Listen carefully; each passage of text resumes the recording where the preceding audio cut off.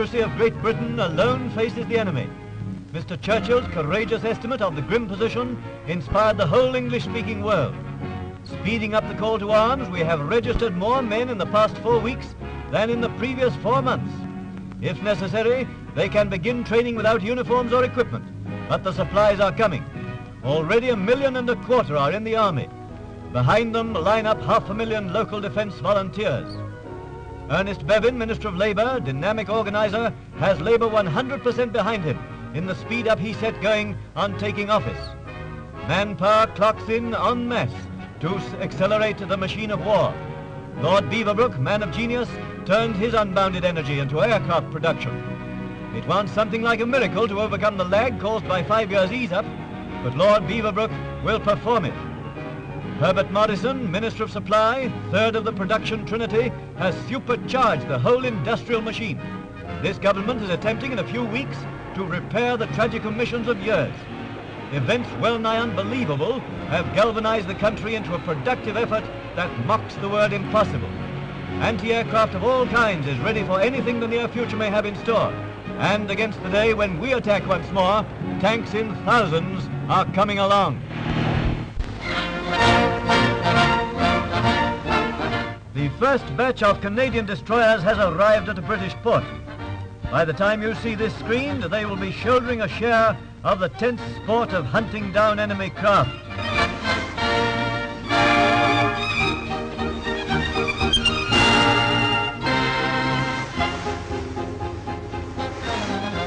The name of one Canadian officer is Lieutenant Commander Horatio Nelson Lay, another Lieutenant Commander de Wolfe, and to their historic and glorious names they are determined to add further glory.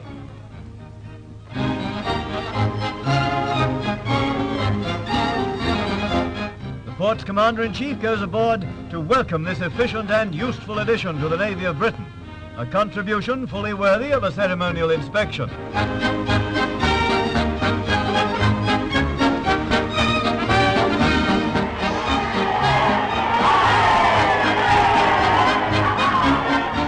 Yes, there's nothing quite the same as a sailor's cheer, and that hearty yell was improved by the knowledge that a spot of ship's lee was to follow it. The men of our forces have adopted that excellent advice, live each day as if it were your last. Whatever they do, their whole heart goes into it, throbbing in unison with the heart of the mother country.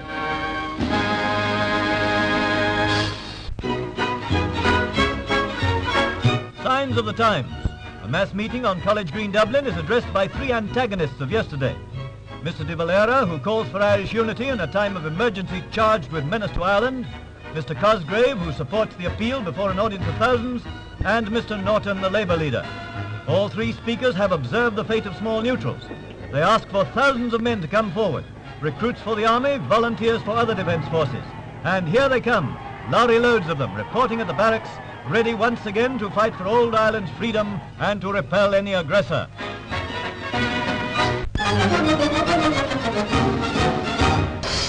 Supply Minister Bevin said that no man or unit should be sent to fight without full equipment.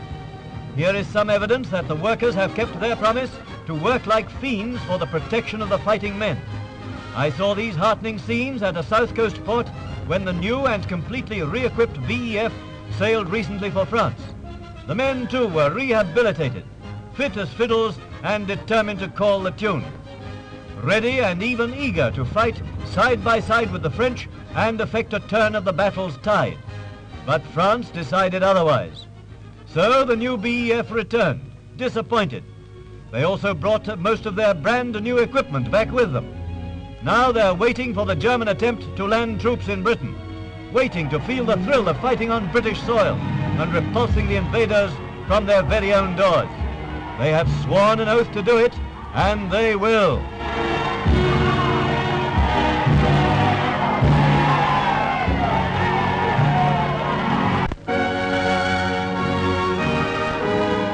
A royal, charming, stimulating visitor arrives at a military hospital.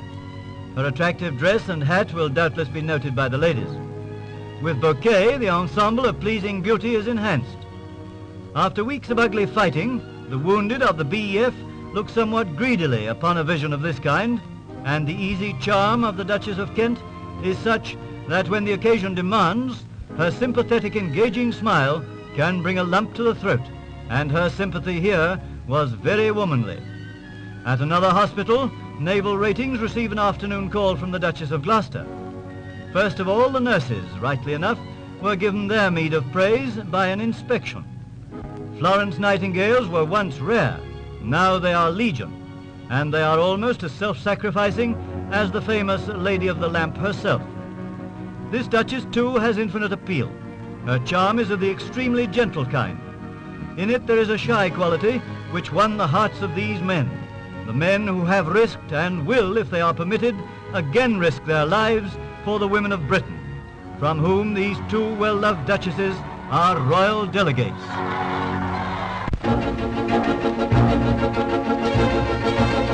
Nearly 9,000 US planes were on order for the Allies even before the Blitzkrieg. Now America sends her own army planes. American markings are painted out. 3,000 aircraft have been delivered to date. That number will soon be dwarfed as the flow of fighters, bombers, reconnaissance planes swells it by thousands weekly. 5,075s, the famous field gun, have been shipped across with big ammunition stores. From the Ford plant in Detroit comes the reassuring news that this factory alone could turn out 1,000 fighting planes a day. Henry Ford himself examined a pursuit plane and confidently named that great figure. This still energetic industrial genius is enthusiastic to apply mass production to airplane manufacture. The Ford plant is on our side. Hundreds of flying fortresses, the most heavily armed bomber in the world, are on order.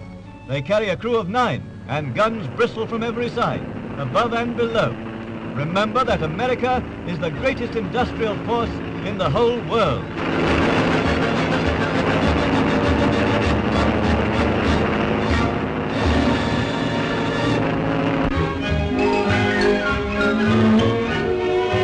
Yes, there's no doubt that parents of southeast England are showing a fine unselfish spirit in allowing their kiddies to troop off to places of greater safety. In any case, the gentle green fields and lanes of the West Country will increase their love of Britain, and the change will do them all good physically.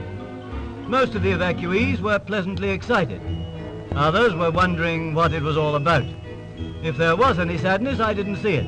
Oh yes, I saw one tearful case where a small child had dropped and scattered a wee poke of peppermint humbugs, and there was no chance of rescuing them. Now go steady, driver. Goodbye, kiddies, and don't forget to write home regular. The fifth column menace is taken seriously in Canada, too. Anti-fifth column guards, drawn mainly from old soldiers, keep watch on bridges and vital points. Since the government has announced the formation of a force of home guards who will have duties similar to LDVs, veterans all over Canada parade to proclaim their readiness to enroll in such a force. At Hamilton, Ontario, they take the oath of allegiance to king and country. Posters on windscreens warn Montreal against the activities of fifth column gentry in English and French. This city contains a fascist organization known as the National Unity Party. In a raid by police, large quantities of fascist literature and other interesting documents were seized. The headquarters are closed indefinitely.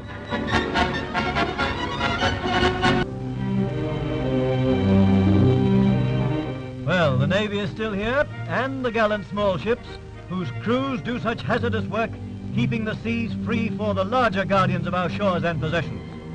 All seamen dread mines. These craft have been cutting them adrift from their invisible moorings, otherwise sweeping them. Now they have just reached the stage where the diabolical instruments have to be destroyed by gunfire.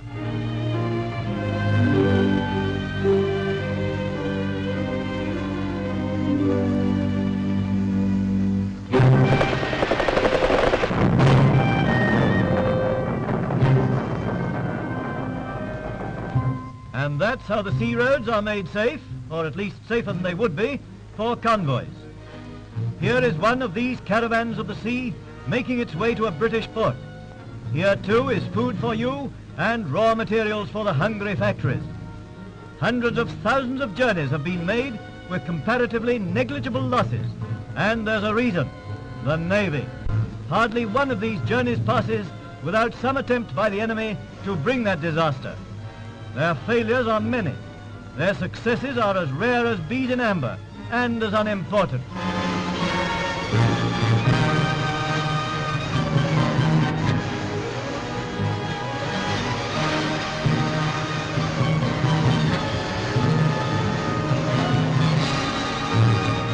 Even now, a coming attack is signaled. Enemy planes begin to swoop like vultures in anticipation of a ghastly feast.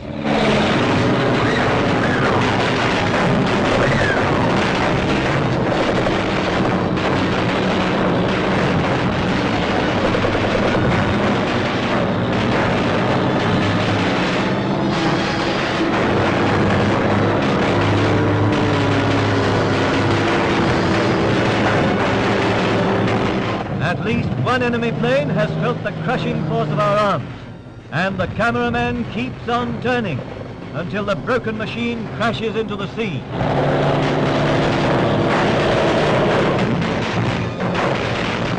Anti-aircraft gunfire, together with effective and swift action of coastal patrol fighters, has again proved superior to the enemy attacks.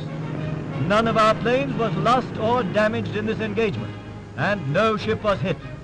So if doubts assail you, as well they may in these days of shocks, think of that vast, powerful archipelago of floating fortress islands that we call the Navy, which unceasingly protects the British Isles, the innermost, greatest, and most impregnable fortress of them all.